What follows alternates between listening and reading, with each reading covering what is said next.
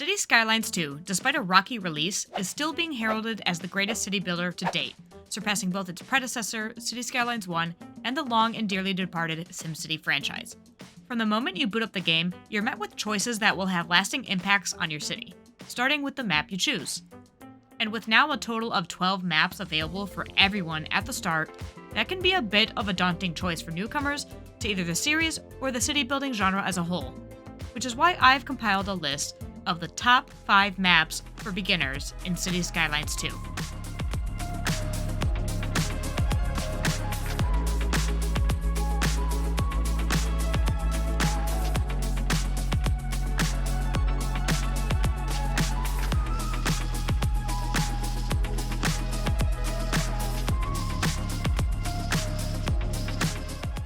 Hey everybody, welcome into the channel. I'm Brian Pickle, and let's jump right into the top 5 beginner maps for Cities Skylines 2. So coming in at number 5, we have Coral Riches. This was one of the 2 maps added into the game with a hefty patch a few months after release, mostly to assuage people who were unhappy with the base game maps and their admittedly difficult terrain challenges. It boasts a completely flat map requiring little to no alterations of the terrain before getting started. You could load up this map, spam the grid tool, and hit Megalopolis before you know it. On top of that, it comes with every resource available in the game, all outside connections from the start, and the largest buildable area of the base game maps at a whopping 76%, a whole 16% more than the next highest base game map, excluding the Temporary map, which came with the pre-order. It's located in the Northern Hemisphere with a temperature range from 38 to 93 degrees Fahrenheit or 3 to 34 degrees Celsius, and comes with a base theme of North American. And while those are all desirable traits for a map to have, it falls at the bottom of this list simply because it is tremendously boring. It is flat as a pancake, with just a sliver of a lake going through it, and absolutely nothing to make it visually interesting or stimulating. If you want to quickly learn the ropes of the game without being hindered at all by terrain, this is certainly a map for that. But if you want to make not just a functional city, but a beautiful one, this map will leave you disappointed. Apart from having all resources and connections needed to make a thriving metropolis, one of the only other upsides of this map is that if you are comfortable with terrain tools and want a blank canvas to make your own interesting terrain, you can certainly do that here. If you want to have more control over where your mountains and valleys are, for example, I could see that being quite easy with this map. But even for absolute beginners, this map is just flat out boring. Now, whether or not that was on purpose is a topic for a different day. And before we move on to the next map on our list, let's take a look at some of the info views that will help you decide if this is the map for you, as well as help plan your city. So we can see that there are pretty significant pockets of natural resources, unlike some of the original base game maps, which is a definite improvement and another high point for this map. There's a good amount of water deposits as well, 2 within the starting tile, allowing for either a groundwater pumping station to provide water for your city, or maybe a nice site for a geothermal power plant later on. Lastly, we'll look at wind direction and speed, which we can see goes out toward the water and has decent wind speed for if you're looking to use wind power. These are all things to keep in mind when planning where you want your industry to go, so as to avoid air pollution affecting your citizens. Moving on to number 4, we have Sunshine Peninsula. This was the other map added with the end of the year patch.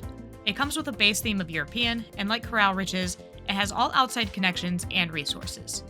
The largest selling point of this map, and the reason it was introduced at all, is that it will never rain and never snow on this map, with a temperature range from 52 to 80 degrees Fahrenheit, or 11 to 27 Celsius, and also in the Northern Hemisphere. It also has a hefty buildable area of 60%. While again, just like the previous map, it may be great for a complete beginner, offering an almost entirely flat map with just enough water and height to present some sort of fun and interesting challenge, it's a touch on the boring side, earning it its place of number 4 on this list. Similarly, if you want a map to quickly learn the ins and outs of the game, this is an excellent map with which to do just that. But to create stunning cities like those so many talented creators in the community have made already, it leaves a lot to be desired. What it lacks, however, it makes up for an availability of natural resources, offering large pockets of everything, giving you a lot more flexibility in creating sprawling farmlands or realistic ore mines or quarries. The plateau offers something a little unique, and the mountains outside of the map borders give a decent backdrop to your city, so it's an okay map, but nothing special. And again, we'll take a quick look at the info views before moving on. So as mentioned, the pockets of natural resources are massive compared to many of the other maps, which again is a great selling point for this map. It also has a decent amount of groundwater deposits, but they do appear to be rather shallow, which could negatively impact the efficiency of either a pumping station or a geothermal plant. And finally, we can see the wind blows toward the plateau, increasing in speed as you reach it, making that an ideal place for a wind farm if you want to use green energy in your city. Next, we have our middle of the road number 3, Lakeland. This has a base European theme, but as you may know, the theme can be changed when selecting your map. But once you have decided on a theme, you can't change it after. It has a pretty varied climate range of 5 to 78 degrees Fahrenheit or minus 15 to 26 Celsius. And it promises a bit of rain and is located in the northern hemisphere. It has all the resources available and a decent buildable area of 49%. However, it doesn't have any ship connections at the offset.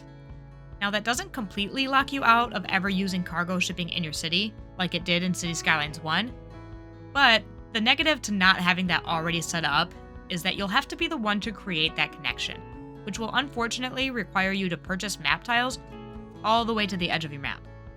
This will of course eat into your allotment of map tiles and may hold you back from unlocking this early on, as your map tiles will be quite limited to start off. Otherwise, it's a solid map, and honestly it might be my personal favorite, despite not being the best for beginners. The lakes offer a nice visual as well as a challenge to build around that's not too challenging, and the terrain is relatively flat without being too flat.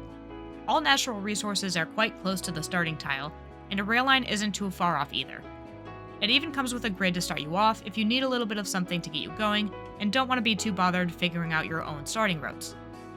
Really, the only bad thing about it that keeps it from a higher position on this list is that lack of a ship connection, as that can be a quick way to start exporting resources easier and cheaper than using trucks.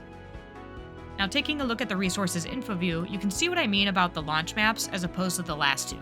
The resources are much more sparse and often the areas are smaller. Though luckily, all available resources are close enough to the start tile to be beneficial in getting started with specialized industry quickly. Water for a pumping station is not an issue on this map, but even still, there are plenty of groundwater deposits as well, should you want a groundwater pumping station instead. But more importantly, these larger and deeper deposits make this a great map on which to use the geothermal power plant to both power your city as well as make money exporting the excess production. Then there's the wind direction, which flows directly across from the starting road network and into the hills in the distance at a relatively low wind speed. Coming in at number 2, we have River Delta. This is another European map with more sunny weather than the last, and temperatures ranging from 26 to 94 Fahrenheit, or minus 4 to 34 Celsius. It's in the northern hemisphere with a sizable buildable area at 42%. This one comes with all natural resources and all of its outside connections right from the start. Visually, it's significantly more interesting than the others we've looked at so far, with amazing mountain ranges in the background, and unlike Sunshine Peninsula, these mountains are actually at least partially accessible within the confines of the playable map. But they're also far enough away from the start tile that you don't have to mess with them or worry about them if you don't want to. They can just provide a nice background for your city. All the resources, as well as a train line, are pretty accessible from the start tile, only requiring a couple tiles to be purchased. This one also gives you a bit of a road setup to work with, but of course, you can always rip it out and make your own.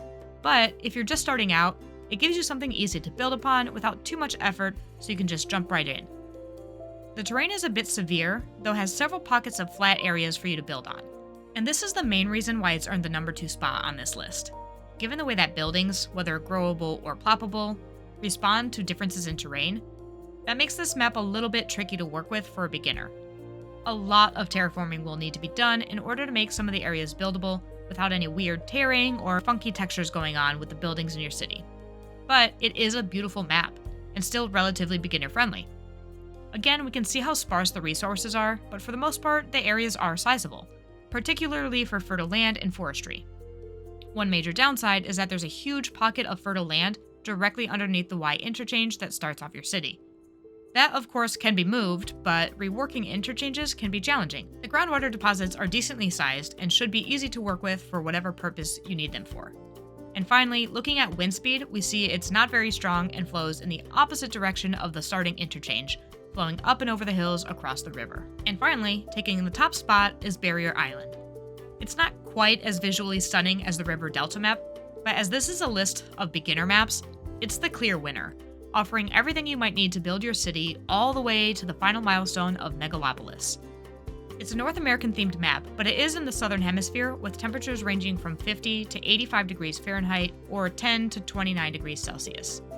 It has a large buildable area of 41% and has all resources and connections.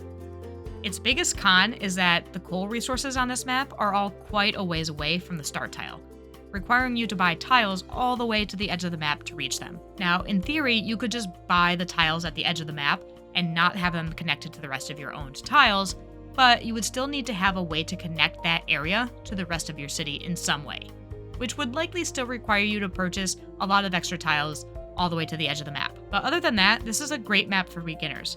The terrain is a bit more friendly than the River Delta, for example, and still has all of the connections you need and a rail line quite close to the start tile.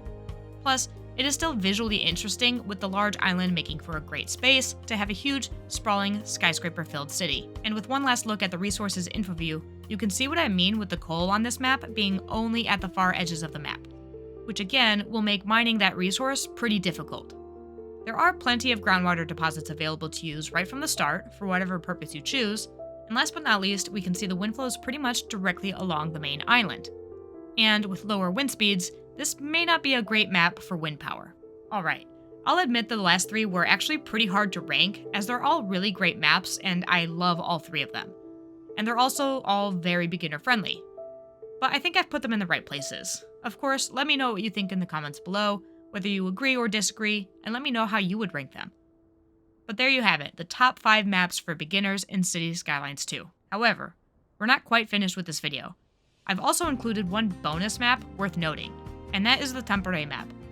Now, technically this is a base game map, but it is only available to those who pre-ordered. So if you're playing on console, at least at the time of making this video, you can see the map and decide for yourself if it's worth pre-ordering for. And for those who already have the game and didn't pre-order, it is possible that they'll release this map in the future, but I obviously can't say for certain. It is worth noting though that there were several buildings that came as pre-order bonuses in Cities Skylines 1 that were later added free for everyone with a base game patch. So here's hoping they do the same with this map. Predictably, given that it's based on the home of Colossal Order, it's a European-themed map with temperatures ranging from 8 to 74 Fahrenheit or minus 13 to 24 Celsius. And it is also located in the Northern Hemisphere. Prior to the 2 maps added in the end of the year patch, this map boasted the highest buildable area at 66%. It has all the outside connections and all of the resources. This is another relatively flat map, great for beginners. It has 2 large land masses separated by a very small river with 2 larger lakes on either side and several more lakes scattered throughout. Admittedly, it's not the most visually interesting of the maps, with just a few hilly areas around and again, a few lakes, and would likely fall somewhere between the Lakeland and the River Delta maps on this list. Having played on this map extensively though, I will say that the terrain is hillier than it seems, but it's still very easy to work with, even if you're not comfortable working with the terrain tools. The starting tile has a nice flat area to start with, and also even has a bit of a rail line going through it, making it super easy to implement rail very early on in the game. This can help with moving cargo or even setting up passenger trains. But other than that, it is a fairly simple and honestly plain map. Though again, having played on it myself, that doesn't seem to hinder your ability to make a beautiful city. And before we close out here, let's take a look at the info views. The resources are sizable and are all easily reachable from the starting tile, needing only a tile or two's purchase.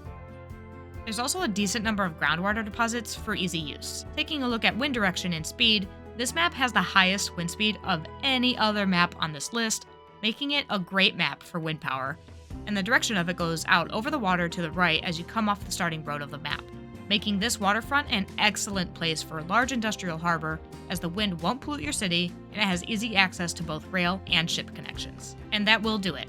Again, feel free to let me know your thoughts on these maps in the comments below, and if you think there's a map that should be on this list that I left out. Otherwise, I hope you enjoyed the video and found it helpful. If you did, I'd love it if you'd consider leaving a like below to let me know you enjoyed it. And maybe even subscribe to the channel if you haven't already and are interested in more Cities Skylines 2 content like this. And if you're looking forward to seeing the top maps for intermediate and advanced players, you can find those here. And if they're not ready yet, enjoy the video that is there. And in the meantime, feel free to check out this playlist here, where you can see the temporary map in action from my beginner Let's Play series. Thank you again so much for watching, and I hope you have a wonderful rest of your day.